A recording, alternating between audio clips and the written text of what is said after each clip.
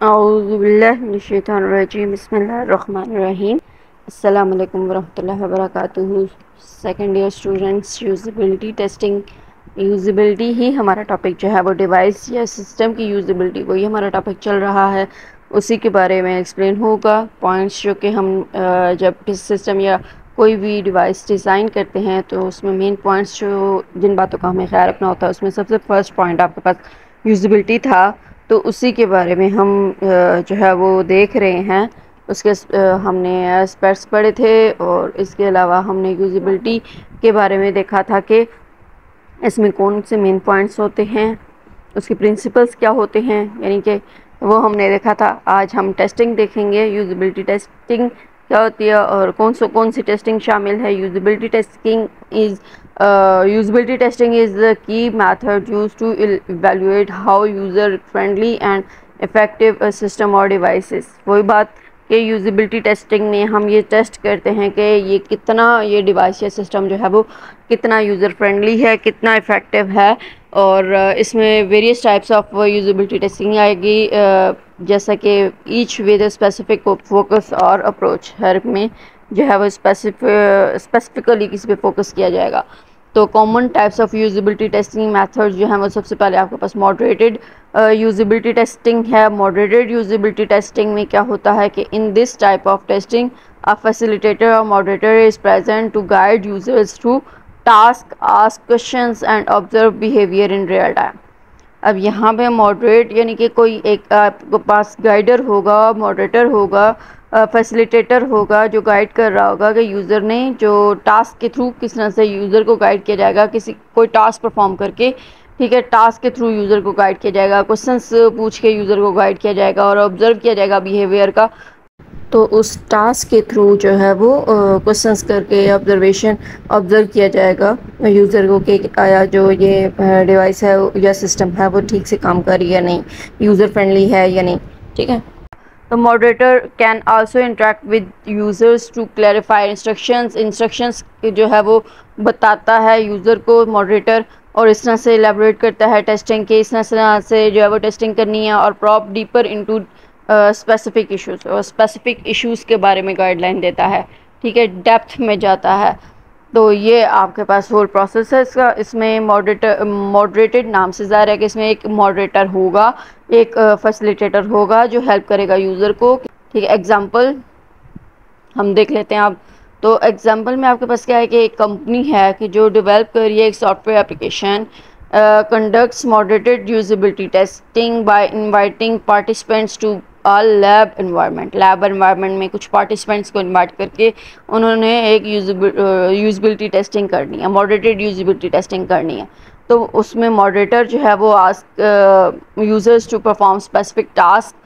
Moderator जो है वो बोलेगा कि आपने ये स्पेसिफिक टास्क परफॉर्म करना है, such as navigating through apps app features के थ्रू नेविगेट करना है या कंप्लीट करना है ट्रांजैक्शन। तो मॉडरेटर ऑब्जर्व करेगा कि इजीली क्या यूज़र इसको कर पा रहे हैं या टास्क परफॉर्म कर पा रहे हैं, या क्वेश्चंस डिफेंड करेगा एक्सपीरियंस के थ्रू कि क्या आपको इसमें इजी वे प्रोवाइड हो रहा है, कि आप अच्छे से कर पा रहे हो, आप सेटिस्फाइड हो इस चीज़ से। इस तरह के डिफरेंट क्वेश्चंस किए जाएंगे। Helping to identify any usability issues, यानी कि यूज़ करते हुए आपको कोई इशू तो नहीं हो रहा, कोई प्रॉब्लम क्रिएट तो नहीं हो रही, कोई हैंग होना या कोई भी ऐसा प्रॉब्लम तो नहीं आ रहा, तो ये टेस्टिंग जो है वो की जाएगी। मॉडरेटेड टेस्टिंग इसको कहेंगे कि बिहेवियर को चेक किया जाएगा या क्वेश्चंस आस्क किए जाएंगे थ्रू डिफरेंट टास्क दे के, ठीक है, कि ये टास्क आप परफॉर्म करो और इस टास्क को करते हुए कोई प्रॉब्लम तो क्रिएट नहीं हुई, यूज़र से ये आस्क किया जाएगा क्वेश्चन, और इस तरह से ये मॉडरेटेड यूजेबिलिटी टेस्टिंग हो जाएगी, ठीक है। अब ये आपके पास डायग्राम है जिसमें आप देख सकते हैं मॉडरेटेड यूजेबिलिटी टेस्टिंग। सबसे पहले प्लानिंग एंड प्रिपरेशन, प्लान किया हुआ है कि ये किस तरह से करना है। उसके बाद पार्टिसिपेंट को आपने इनवाइट किया कि ये जिसने ये काम करना है, ठीक है, जिसमें एज अ यूज़र जो करेगा।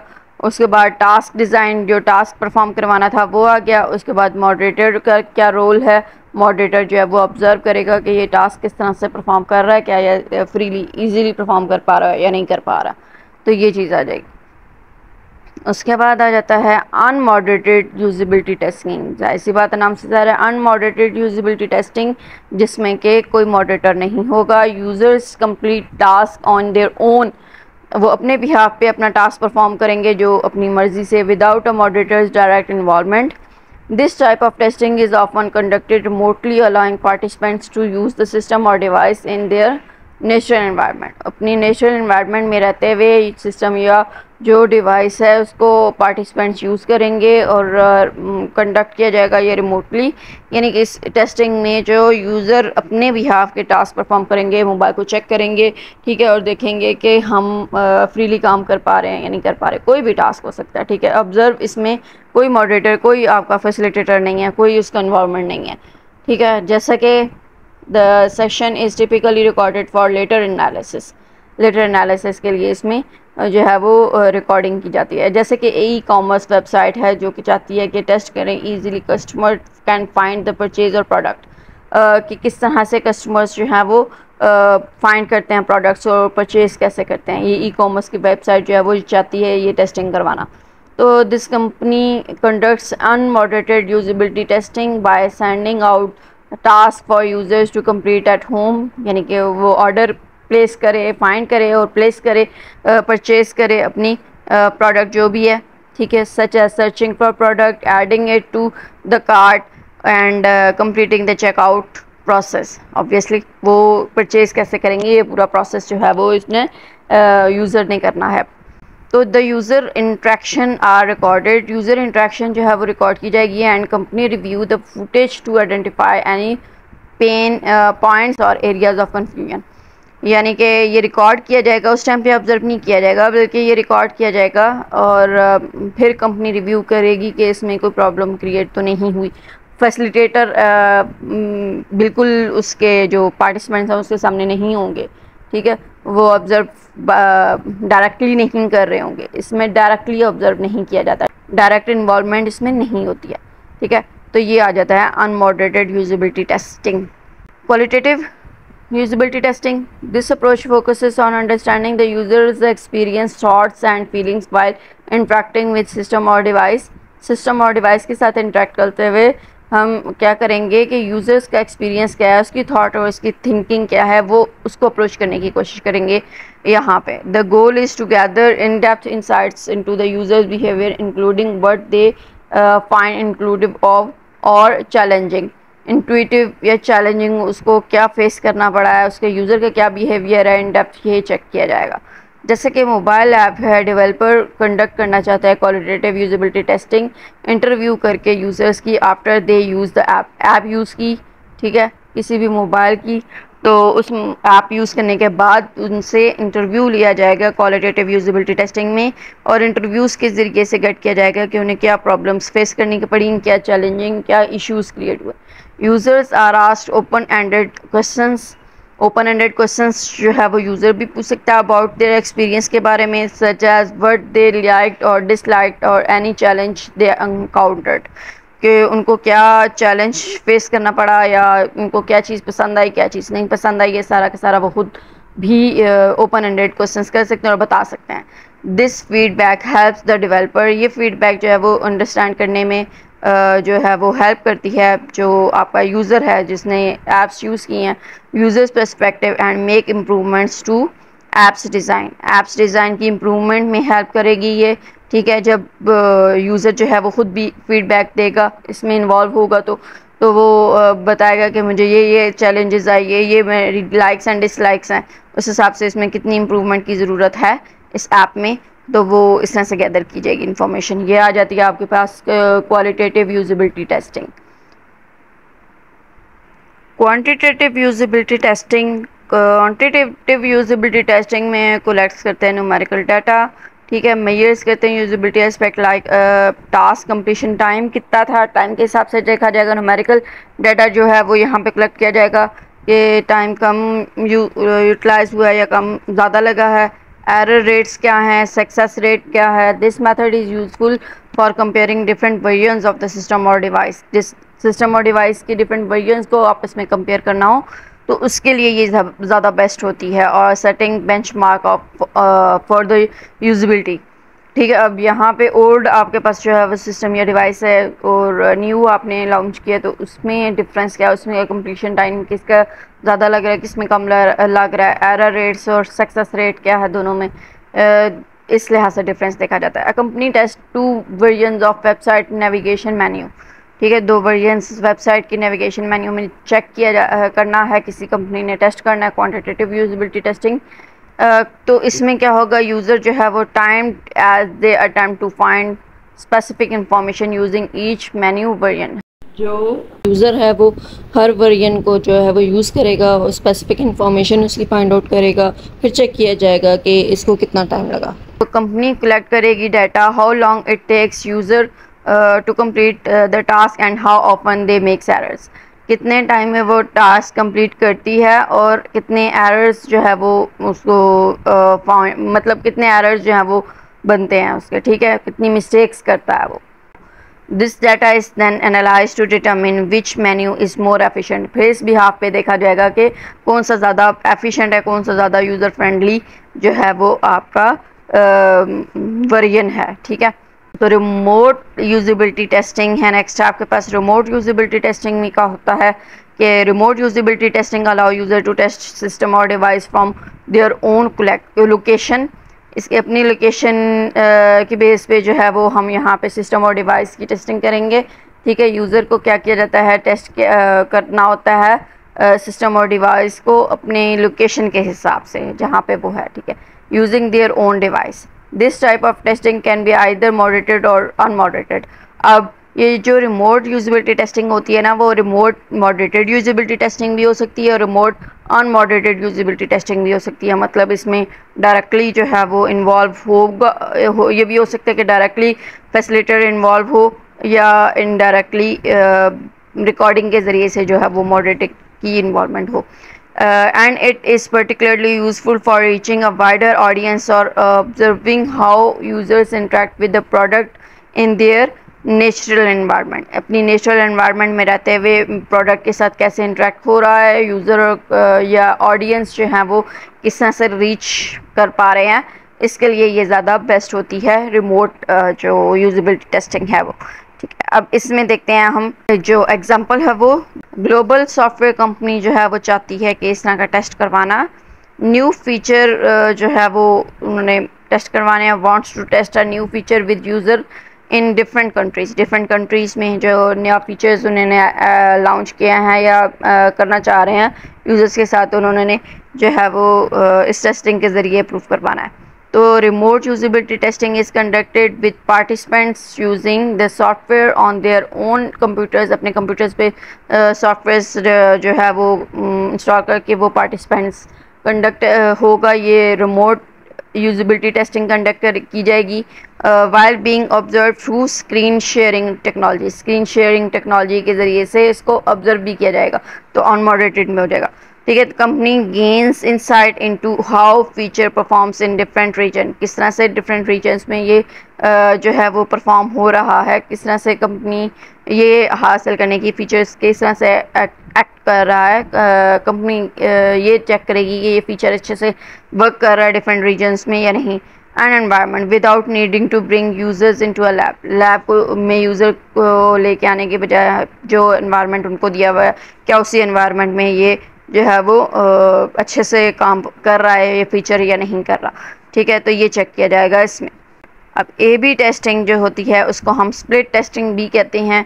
Involves comparing two versions of system और device to see which one performs better in terms of usability. Usability के बिहाफ पे कौन सी बेटर है ये हमने दोनों को कंपेयर करके चेक करना है। ठीक है, this type of testing is commonly used in web designing and online services में ये अक्सर यूज़ होती है। अब इसमें क्या है कि online retailer wants to determine whether a new home page layout will lead to more sales. किस तरह का हम होम पेज बनाएं कि इसमें सेल्स ज़्यादा से ज़्यादा आएँ।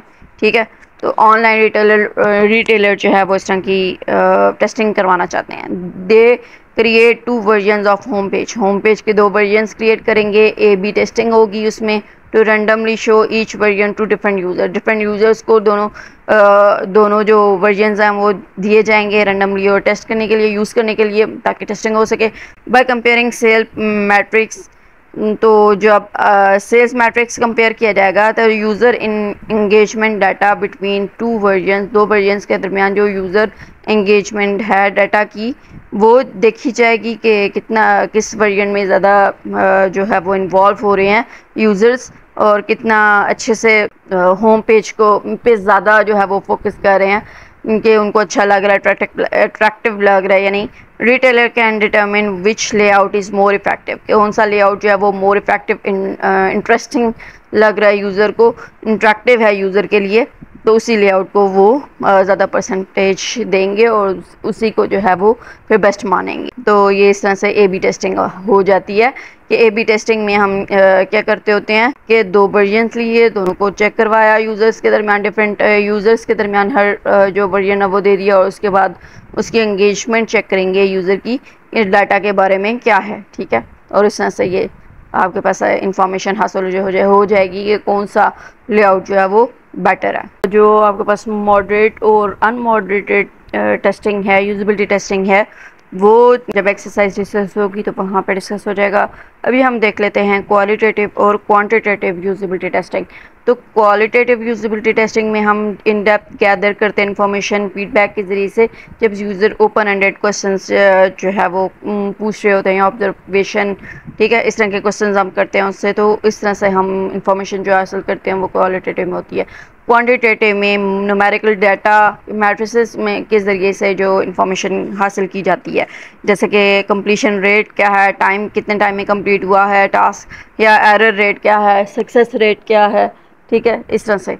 तो नेक्स्ट आपके पास एम जो होता है क्वालिटेटिव का, वो यूज़र का बिहेवियर, थॉट्स या फीलिंग्स अंडरस्टैंड करनी होती हैं, जबकि क्वालिटेटिव में आपके पास उसकी यूज़र को क्वांटिफाई करना होता है, नंबर्स देने होते हैं, ठीक है, ट्रेंड्स और पैटर्न्स को आइडेंटिफाई करते हुए नंबर्स में परसेंटेज की फॉर्म में मतलब बताना होता है कि कितने परसेंटेज का और कितने परसेंट मतलब किसी न किसी क्वांटिटी नंबर्स की फॉर्म में जो है वो इसका आउटपुट या डाटा जो है वो कलेक्ट किया जाता है। It typically involve small data के लिए जो है वो क्वालिटेटिव बेस्ट होता है, जहाँ पे मोर डिटेल्ड एनालिसिस की ज़रूरत होती है, और ये स्टैटिस्टिकल एनालिसिस में बेस्ट होता है जहाँ पे लार्ज सैम्पल साइज चाहिए होता है, ठीक है। और जो लास्ट पॉइंट है क्वालिटेटिव में वो ये कि फाइंडिंग्स जो आपके पास आती हैं वो कमेंट्स या फीडबैक के ज़रिए से आती हैं, जबकि यहाँ पे रिज़ल्ट जो आता है वो न्यूमेरिकल डाटा की फॉर्म में या स्टैटिस्टिक या परसेंटेज की फॉर्म में आपके पास जो आंसर आता है, रिज़ल्ट आता है, फाइंडिंग्स आपके पास आती हैं। तो ये था क्वालिटेटिव और क्वांटिटेटिव का। होप्स आपको समझ आ गया होगा। कोई भी कन्फ्यूजन किस्म की भी हो, आज तक कोई भी प्रॉब्लम समझ ना आया हो, तो आप क्वेश्चंस कर सकते हैं, कमेंट कर सकते हैं, और इन्हीं टॉपिक से रिलेटेड आपके पास क्वेश्चन जो हैं वो पूछे जाएंगे। ये जो क्वालिटेटिव क्वांटिटेटिव कोई भी सिनेरियो बेस्ड क्वेश्चन आपके पास आ सकता है, ठीक है। जैसे यहाँ एग्जांपल, हर एग्जांपल जो है वो एक्सप्लेन की गई है, तो इसी तरह से एक एग्जांपल के तौर पे एक सिनेरियो आपको बोला जाएगा कि इस केस में जो है वो जब हम कोई भी टेस्टिंग करना चाह रहे हैं तो वो किस तरह से होगी, या ये हमने काम किया है, यूज़र को मैंने जो है वो रिकॉर्ड किया है, ऑब्जर्वेशन उसकी जो क्या कहते हैं बिहेवियर है उसको मैंने रिकॉर्ड किया है, ठीक है। और इसमें एक जो गाइडर है वो था, या इस तरह का सिनेरियो हो जाएगा कि गाइडर डायरेक्टली जो है वो ऑब्जर्व कर रहा था, तो वो किस केस में होता है। तो इस तरह के कुछ क्वेश्चन जो हैं वो आपके पास आ सकते हैं। अगर आप इस तरह के और सिनेरियोस चाहते हैं तो आप चाहते हैं कि शॉर्ट बना के आपको शो करूं, आप कमेंट करें प्लीज़। और नेक्स्ट वीडियो तक के लिए अपना बहुत सारा ख्याल रखें। अल्लाह हाफ़िज़।